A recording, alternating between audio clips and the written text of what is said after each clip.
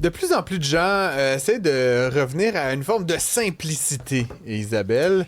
Et il y a un univers dans lequel il y a peut-être des petits gains à faire. C'est celui de notre dépendance au téléphone. Téléphone intelligent, téléphone tactile. Si bien qu'il y a de plus en plus d'intérêt pour des téléphones. Les Anglais, j'aime ça l'expression, ils appellent ça des dumb phones, des téléphones stupides qui font genre le téléphone. Et c'est à peu près tout. C'est tout. Mais c'est parce qu'on casse souvent du sucre sur le dos des jeunes. Mais rappelle-toi, là, dans les dernières semaines, on a reçu une jeune qui avait une petite entreprise, Courrier de la Lune. Elle faisait elle-même son art, puis elle faisait du papier à lettres avec ça, puis elle l'envoyait par la poste pour recevoir des lettres, pour retoucher au matériel, pour éviter le courriel. On a déjà reçu également une jeune dans la vingtaine qui, elle, n'avait rien d'autre qu'un téléphone filaire. Donc, elle a remis ça dans sa maison. Elle n'a pas de cellulaire, ni rien pantoute. Donc, ces jeunes-là avaient ce désir de retourner à la base. Puis même, je regarde, avec Fred, on parlait de nostalgie, de revenir à la musique des années 80-90. Il y a quelque chose sur ça aussi qui, dans un milieu hyper connecté, on cherche aussi tantôt à se déconnecter. C'est intéressant, le contre-modèle. Tu te rappelles du Nokia 3310? J'adorais le Nokia. Il n'était pas brisable. Indestructible. Tu peux rouler dessus avec un char, je pense. Rappelle-toi, dans le temps où la ligne ne coupait pas quand tu parlais au téléphone. Maintenant, là, tu passes sur le pont Jacques-Cartier, ça coupe. À Saint-Léonard-d'Aston, ça coupe. Près du tunnel Ville-Marie, ça coupe. Il y a une zone, ça à 10 aussi, ça coupe. La Côte-Nord, ça coupe. Je pense que le Nokia, je ne veux pas dire qu'il ne coupait pas, là, mais ouais, c'était... non, la perfection. Mais l'objet téléphonique était effectivement vraiment solide. Ceci dit, je t'avouerais que je ne suis pas certain d'être prêt à revenir à la mode des SMS, là, où il fallait que tu tapes 4 fois sur le 3 pour faire un... Ouais, c'est ça. Peut-être que je garderai quand même un petit écran avec toutes les lettres de l'alphabet, mais en fait, c'est ça l'enjeu. Puis je suis pas un jeune, là, pour ainsi dire, mais ça reste que moi-même, des fois, le matin, mettons, on se lève tôt, là, toi plus tôt que moi, mais tu sais, là, je me lève, puis là, je suis comme, je vais juste regarder si Isabelle m'a envoyé un truc ou si j'ai mes sujets, puis là, soudainement, je suis rendu dans LinkedIn, puis là, je regarde un peu TikTok, puis c'est comme ça fait 20 minutes que je suis sur le canapé, puis c'est comme si mon téléphone n'avait pas ces options, probablement que j'aurais une matinée beaucoup plus saine déjà, puis beaucoup plus concentrée, alors que là, je me laisse beaucoup distraire parce que mon cerveau est à moitié réveillé. Donc, j'ai envie parfois de revenir à ça, un téléphone moins intelligent. Quand je regarde, par exemple, les prises de main, souvent sur notre téléphone, on a les statistiques, là, j'avais comme 500 quelques prises de main par jour. Donc, dès qu'il y a un moment de pause, tu viens de terminer une tâche, tu viens de terminer quelque chose, il y a toujours le cellulaire dans les mains. Il y a quelque chose, effectivement, je suis pas sûre que je serais capable de m'en départir du téléphone intelligent, mais j'aimerais ça qu'il y ait moins d'applications, moins de notifications. C'est quelque chose où on est prisonnier. 500, tu dis? 500 prises de main. Fait que t'es réveillé, mettons, là, 16 heures là, par jour. Je me lève à 3 heures du matin, 2h15 en saison régulière, puis hier, je me suis couchée à minuit. Mais grosso modo, là, pour quelqu'un qui serait réveillé comme 16 heures, là, avec peut-être un peu de temps dans l'auto, là, tout ça, mais ça veut dire à toutes les 2 minutes, tu prends ton téléphone, là, puis des fois 3 fois dans la même minute, là, mais c'est quand même... Puis là, tu sais, t'es là avec moi, là, je t'ai pas vu prendre ton téléphone. Oui, j'ai touché. Oui, tu as touché, mais peut-être pas 200 fois depuis le début de l'émission. Fait que là, pour toutes les 3 heures qu'on est ensemble, il y a des heures où est-ce que tu le touches 100 fois. Bref, du vrai délire, mesdames et messieurs.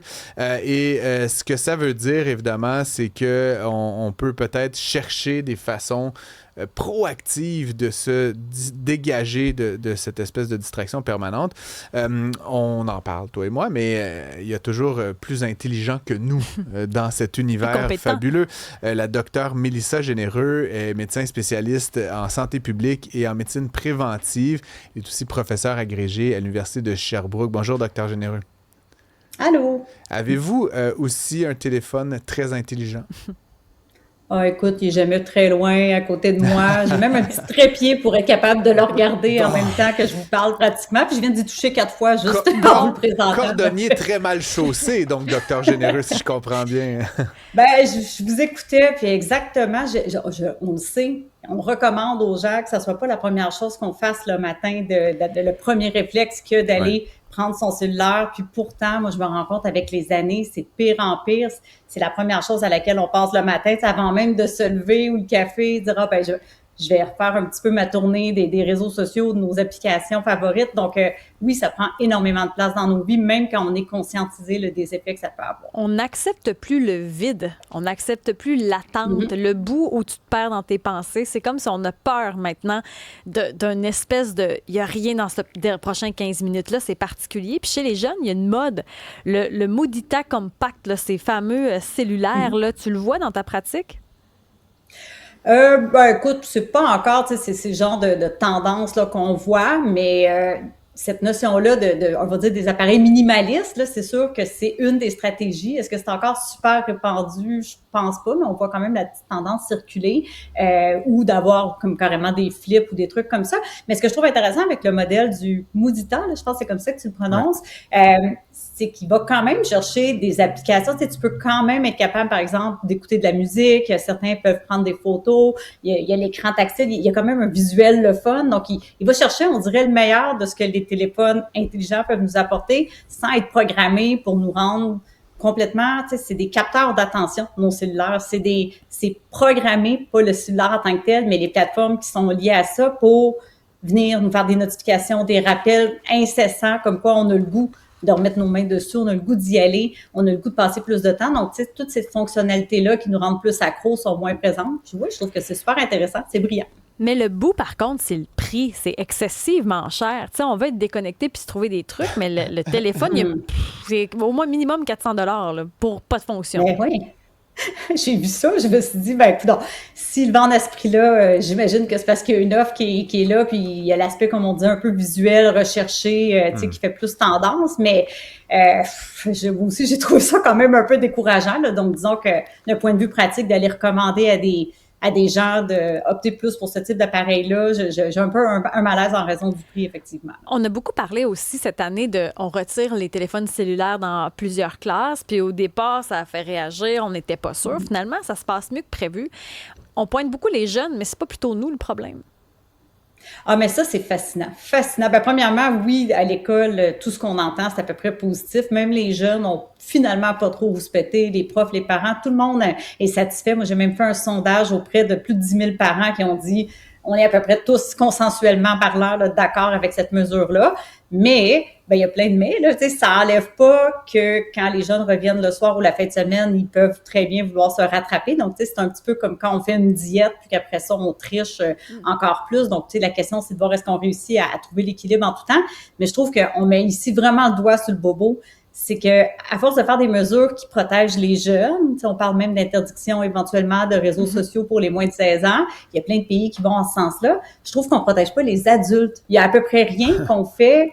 Non, mais c'est vrai, quand on y pense. Mais je ris, mais effectivement, mais l'enjeu, évidemment, c'est qu'on dirait qu'avec les enfants, on se pose un peu en parents bienveillants, l'État veille sur sa jeunesse, mais là, quand on rentre là-dedans, puis tu sais, je suis totalement d'accord avec vous, Dr. Généreux, mais si là, l'État se met à dire comment les adultes devraient vivre leur vie, là, c'est comme, tu sais, il suffit qu'on parle de taux électrique ou de, tu sais, d'économiser l'électricité puis de changer un petit peu son heure de lavage, là, puis là, c'est tout de suite, là, c'est les... Fait que autant je suis d'accord rationnellement, autant la mise en œuvre politique de ça, c'est très, très, très difficile.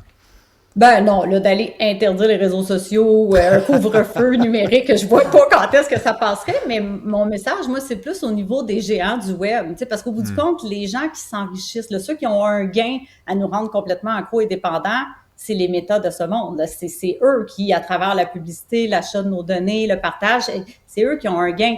Mais ce que je trouve un peu spécial, c'est que finalement, on va essayer de rendre plus compliqué l'accès pour les moins de 16 ans ou interdire les cellulaires, les réseaux sociaux, couvre-feu, etc. Mais pendant ce temps-là, on laisse les géants du web allègrement maintenir des stratégies d'algorithmes. Avec l'IA, là, c'est de plus en plus puissant. Les algorithmes, on le voit, là, chacun, on a des fils d'actualité sur nos réseaux sociaux complètement différents, complètement basés sur ce qu'on a déjà aimé, sur quoi on a déjà cliqué. Donc, ça devient très, très puissant, toujours plus addictif. Puis ça, ben, moi, j'entends pas parler nécessairement de démarche là, à l'échelle des géants du web pour les contraindre à être un petit peu moins gourmand. C'est comme s'il n'y a pas de poigne. C'est tellement gros que même si le Québec voulait faire de quoi, on ne sera jamais capable de convaincre. C'est comme, tout le monde essaye un peu quelque chose, puis oui, il y a eu des procès X et tout ça, mais quand est-ce qu'on va voir le bout de tout ça? À part se conscientiser nous-mêmes, je ne sais pas. Ben, tu sais, par exemple, il y a certains pays qui sont en train de voir est-ce qu'on pourrait pas avoir, au moins quand on vend des cellulaires, mais là, c'est toujours pour les jeunes, des cellulaires qui sont déprogrammés de manière à ce que automatiquement il y ait un déroulement infini, automatiquement il y ait des notifications. Donc, tout ce qu'on nomme là, qui nous rend toujours plus accro, que ces programmations-là soient enlevées. Fait que par défaut, ton appareil cellulaire vient pas programmer. Mais pourquoi juste pour les jeunes? Vois, C'est moi, la question que je pose. j'ai une Apple Watch, puis ma blonde, elle était bien dubitative quand je me suis acheté ça, parce qu'elle disait, tu sais, déjà que je suis très accro au téléphone. Elle dit, ça va être l'enfer. J'ai tout désactivé. Mon Apple Watch, ma Apple Watch, là, ça donne l'heure. Puis, drôlement, mais c'est fou, hein? Il y a des applications, je sais pas comment ils font. Là, j'ai un pop-up Uber. Je suis comme, j'ai à aucun moment activé. Mais c'est comme, fait que là, il faut que j'aille puis opt-out. Il faut que j'aille désactiver. Il faut que je trouve où. Comme vous dites, Dr. Géna, c'est comme si on essayait toujours de nous rajouter de la distraction, rajouter sur tous les écrans possibles et imaginables une forme d'accaparement de l'esprit. Puis ça rend fou, effectivement, si on prend pas le contrôle là-dessus. Et on devrait se regarder parce qu'on cite beaucoup les jeunes, mais moi, je regarde ma nièce, là, à 2 ans et demi, puis elle nous voit tellement nous gosser sur nos cellulaires. La mini Isa, ça? Oui, elle apprend un petit cellulaire, puis elle est comme tease, puis là, elle vient toute nous poser comme avec son faux cellulaire, puis elle a déjà dans les mains le faux cellulaire en plastique parce qu'elle nous voit faire. On a tous vu ces images des jeunes qui essaient de scroller sur un livre. Là. Vous alliez dire, Dr. Généreux? Ben non, ben exactement, on se voit pas aller, mais sincèrement, là, des fois je le fais, là, j'arrive dans un endroit public, là, puis où tu traverses la rue, les gens sont sur leur balcon, puis tout le monde est penché comme ça. C'est fou, là, on est à l'extérieur, pourtant on manque pas de stimulation, on pourrait voir des gens passer, les saluer. Même quand on marche sur le trottoir, là, c'est rendu qu'il faut regarder en avant pour pas se faire frapper par la personne qui, elle, ne regarde pas. On descend, on monte les escaliers avec les... Donc, on s'en rend pas compte, mais c'est omniprésent tout le temps. Puis oui, moi, je crains quand même là, que l'effort qui est beaucoup centré sur les jeunes, puis je le critique pas, je pense que c'est une bonne affaire, mais qu'on s'en lave un peu les mains, les adultes, où on se rend pas assez compte que ça a les mêmes effets. Ouais. C'est sûr que notre cerveau, en termes de vulnérabilité, il est plus développé que les jeunes. À partir de l'âge de 25 ans, le cerveau est mieux développé, mais on reste quand même, là, on a besoin de cette dopamine-là, puis on est sensible à ça. C'est comme n'importe quelle drogue. Là, si on est toujours boosté à la dopamine, on en veut plus. Docteur Mélissa Généreux, je vous remercie beaucoup. Je rappelle que vous êtes médecin spécialiste en santé publique. Isa, on se dit bye. Puis merci à Cybèle, merci à Florence, merci à Emma, merci à Oli, à Seb, à Max, à Jess. Il y avait vraiment beaucoup de monde aujourd'hui. Merci à vous. On se dit à lundi.